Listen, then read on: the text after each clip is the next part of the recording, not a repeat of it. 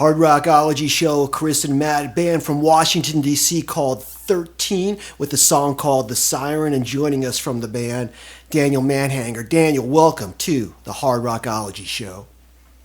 Hey, what's going on, guys? How's it going? It's going good. How are you doing?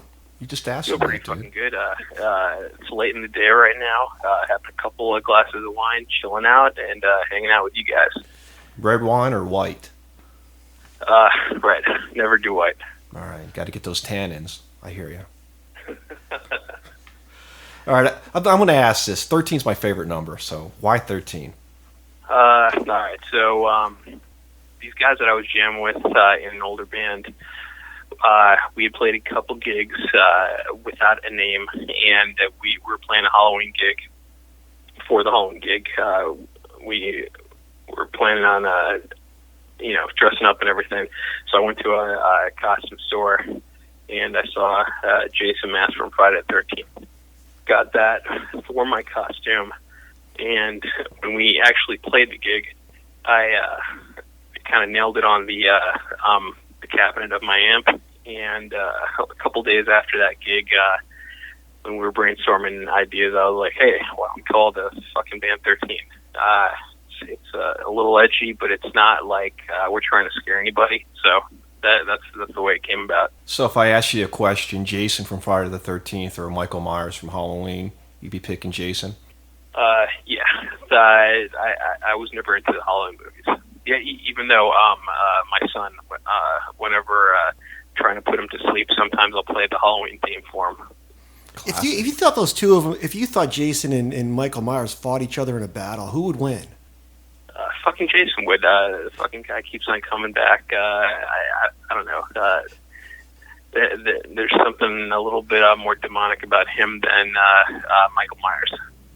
All right, now that we got the name of the band, Matt, you Okay. happy? Yeah, well, I guess the next question is going to be, you got some pretty damn unique artwork for just about every single that you guys are putting out there. And I will say this, if you're not familiar with the band 13, they release singles, which is, in my opinion, I think a great idea with interesting artwork. So I guess my question is, where'd the artwork come from? Who comes up with that artwork? All right, so a girl named Brittany is our artist, and the reason we actually started doing that was, when we started releasing songs, the idea was, okay, instead of just blowing our load, recording a bunch of songs and releasing them all at once, why don't we actually release songs as we finish them? And that kind of that's our way of building our fan base, because as we're writing the music and recording it, we're also interacting with our fans, and it's kind of like it's like a milestone with our band. So with that, we decided, all right, you know what? Each one of these songs that we're doing has somewhat of a theme. Let's put together some kind of like cool little design. So I think of the design, I vet it with the guys in the band, and then I go to Brittany, who's our artist. She's out of San Diego, and she has put together the most sick, kick-ass, graphics. I want to back up a little bit, Daniel. I mean, we got to the artwork and the name of the band, but first, how did all you guys get together? I mean, it doesn't sound like everybody's located in the same area.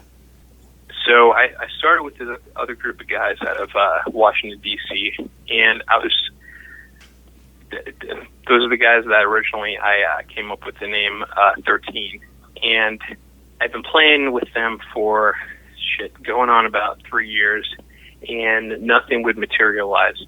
These guys were kind of set on just doing covers, and I wanted to do originals, and whenever we would attempt to do originals, there would be some kind of obstacle or excuse why these guys couldn't step up. So, I was actually living in D.C., and we were practicing, out in Virginia in a town called Manassas. So I would drive to this fucking town about an hour away, and then half the time I would show up, the drummer's drunk as fuck, and there got to a point where I just said, fuck it, fuck you guys. So I got to do something, but there's a little bit of an issue with the talent in D.C. And work ethic. So I had basically a catalog of shit like riffs and stuff that I was writing, and I was like, all right, I got to have some kind of like achievement like for all of this stuff because I had jack shit at that point. So I started reaching out to a bunch of producers and a bunch of bass players, singers, and everything, and I got in contact with this guy Rocco out of LA who heard my shit. I had posted some songs on SoundCloud, and he actually dug them. And to find out that he's like actually the real deal, where he worked with Velvet Revolver, Scott Weiland, Aerosmith, like, anyway. So we started, corresponding back and forth. I ended up going to LA, and that's where I started recording the first couple of tracks, and then that's where he introduced me to the other guys that I'm jamming with right now. So right now, the way things are going is we're just trying to crank out like about 5 more songs, and then the goal is after the songs are done, then hit the road and try to actually support the album that we recorded. So who are you jamming with now? Who are the members of the band that you're jamming with? Jamming with Rocco. He's a producer and he plays drums. A guy named Jason, who plays bass. The singer is a guy named Rudiger. And then every now and then I have a hot chick called Savannah who sings on a couple songs. She's also out in L.A. Haven't seen anybody. I think that's everybody. I think that's everybody covered. Yeah, it's kind of interesting that you got Savannah singing on some songs, and like you said, what is his name again? Rudiger on the other songs. Rudiger. Yeah, Rudiger on the other songs. And I like this too, Matt. I like that the band's goal is to save rock and roll from one-hit wonder shit like Justin Bieber and One Direction. I like that.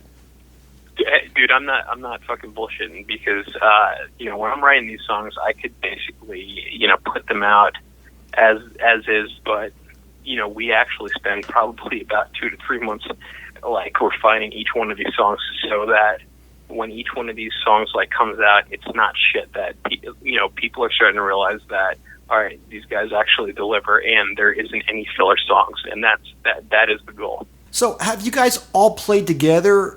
Or is it just done like you do your parts in D.C., somebody does their parts in L.A., and you just kind of mix it all together? Or have you guys actually really jammed all these songs out together? Well, it's like this. I come up with like the riffs on, what I think fits together. I send them to Rocco. He listens to them, and we kind of like go back and forth on which ones we think would be cool to start working on. And then I actually go to L.A. and then jam with these guys. And again, it's back and forth, throwing out ideas and just kind of riffing off each other till we actually come up with what we think is going to be the sequence of the songs. And once we actually get that going, then I start writing a vocal melody and lyrics to it, and then we record all the instruments and then lay the vocals on everything and mix them, and that's how we're knocking out the songs. Well, one of the things I got to say, and this is fairly unique that you don't see a lot of bands doing, you mentioned you have the 2 vocalists, you have Savannah and you have Rudiger. And if people haven't had a chance to pick up the album or the singles, there's always, most of the songs, there's 2 different versions. One where there's a male vocal singing, or Rudiger, and the other version, you have Savannah singing. So how did that come about? Because that's actually kind of a unique twist, and there's even a track or 2 where they're both singing on the album as well, on the same track. So how did that come about? And is that something that we could expect from 13 going forward, or is that something you're just playing with right now? So when I first started this, I'm like an old school rock guy. Most of the bands that I listen to are, there's guy singers. Fucking Ozzy Osbourne, Led Zeppelin, AC/DC, Guns N' Roses. So initially, I had set out to find a male vocalist. After trying to reach out to a ton of fucking guy singers and have them all send me back shit, I ended up getting in touch with this chick who actually blew me away with her singing. So for a song that we actually did, I was like, all right, you know what?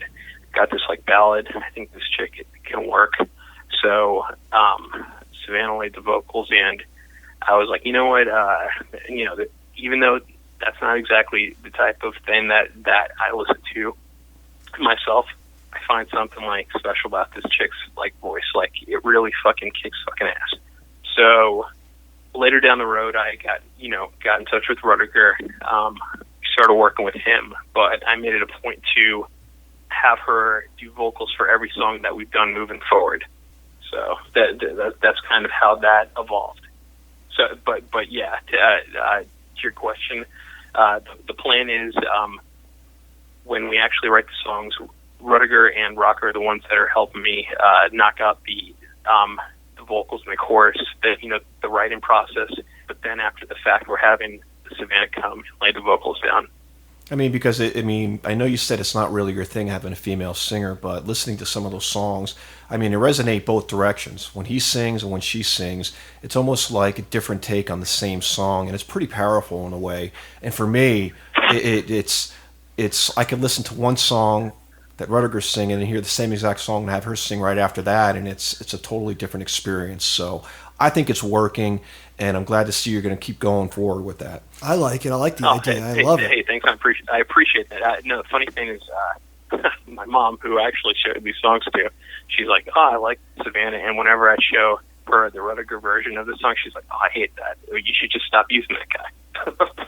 Hey, like Matt just said, it works both ways, and I was listening to the songs yesterday a couple of times over, and I was like, oh wow, it's like the same song, but it's different in a way, and it works, and I enjoyed both versions. It's like, I guess it all depends on what mood you're in, I mean, but hey, it works. And you also you released a acoustic cover of the Danzig song Mother. I mean, obviously a big fan of Danzig, correct?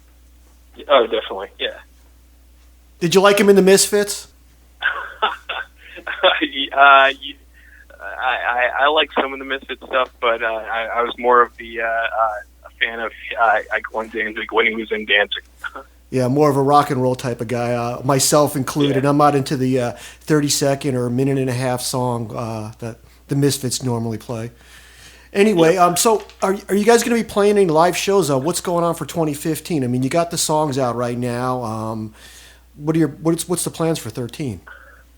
All right, so the deal is we actually just recently did a Kickstarter about a month ago. We got funded, and the goal was, all right, let's get funded so we can knock out five more songs, and after the songs are done, then let's hit the road and start fucking touring and promoting.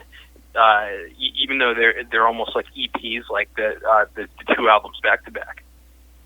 So game plan is we'd have about no pun 13 songs, and then we'd be playing shows with and sprinkle in a little bit of covers in between, Zeppelin stuff, Black Sabbath stuff, but kind of like bump it up a notch and like make it a little bit more modern, and kind of our attempt to kind of like show kids that a lot of the music that's out these days is shit. Like like this is what a band should sound like. Well, I guess with that being said, I'm obviously a big fan of Zeppelin and Sabbath too, and I myself lately, I've like, I even asked my brother this. I go, why is it that back in the day you can tell what band was which by the guitar playing and everything else, and nowadays it just seems like everything is all just, it's the same. Nothing stands out anymore. I can't really put my finger on it. Dude, it's fucking computers. The computers have ruined everything. Like, it has made it to where a little fucking piece of shit that has never really played or practiced guitar can put together an album. The software corrects all the bullshit. They add effects, and everything sounds artificial as fuck. And the same guys that are putting these albums that are making money, if you ever said, hey, go play something like live, just you and acoustic guitar, they would fucking, like, they'd basically shoot a fucking brick because they wouldn't know what to do without having the actual effects to back them up. That's what I think is the problem with music these days. We're talking with Daniel Mahanger from the band 13. Be sure to check out his music. Where can people find out about 13? You got a website, Facebook, Twitter? Where are you guys at? We do have a website. It's 13band.com. It's 13 spelled out, THIRTEEN. I actually know to spell it. And then our Twitter, I guess username is at the number 13, 13 _ band, BAND. All right, that's where good. you can check us out. All right, good stuff, Matt. You got anything else you want to add? No, I'm just saying, when you got the rest of those tracks all lined up, and you got those 13 tracks, you could just maybe name the album 31. Just look into a mirror. Just have something. Just call it Jason. Just Jason with the hockey mask. No, you just have like a mirror, and you have 31. So it's like 13 backwards. That's all I'm saying. There you go. Our little twisted take on things. There you go. I do have a quick question. I mean, I've seen a lot of this El Diablo on the Facebook and on your page and all that. Is that one of the new tracks you guys are working on, or is that maybe a finished track that hasn't been released yet? No, that's one that we're cranking out right now. I actually just recorded the again, like I was alluding to before. We've gone back and forth that fucking El Diablo song. I wrote it about 4 years ago. We started refining it. I recorded the guitar tracks. Hopefully in about 2 weeks, that one's going to be out, and that one is going to kick some fucking ass. Not to basically hype my own shit, but like listening to the demos, I'm actually pretty fucking impressed. I've been listening to this shit on repeat. Well, I don't want to interrupt you, Matt, but I just got to get this out because we didn't really touch on it during the interview yet. But on the songs on the record, I love the guitar playing and a lot of acoustic guitar, a lot of great guitar playing, and the leads are really, really interesting too. I mean, like I said a few minutes back, a lot of the stuff that's out there nowadays sounds like the same, but when you listen to the stuff from 13, it's kind of like you're taken back to a time where, this is why you listen to music, for the leads and for the riffs and the acoustic guitar playing. Well, hey, dude, I appreciate that because when I'm doing this stuff and recording this stuff, like let's say I'm recording solo, what I'll basically do is fucking lock myself in a room for probably, a 12-hour period, get fucking hammered, and I'm like just like cranking out ideas left and right. Whereas if I would have just spun out a guitar solo right off the bat, it would probably be a fucking like weak thing. But I basically, my whole goal when I do this stuff is I'm like, I want to actually be impressed by it because, when it comes down to it, even if I don't sell jack shit, like I'm trying to actually put stuff out that, fucking a year down the road or a couple that I actually would enjoy hearing my own shit. So I'm almost like my biggest critic because sometimes, and I'll vet this with my wife, I kind of use her as like a test case where I'll let her listen to something and I could tell by like, her facial expression, like if she thinks it's like bullshit or not. And I'm like, all right, I gotta fucking keep on like hammering this thing out. So that's kind of what my mindset is when it comes to the guitar pieces on that.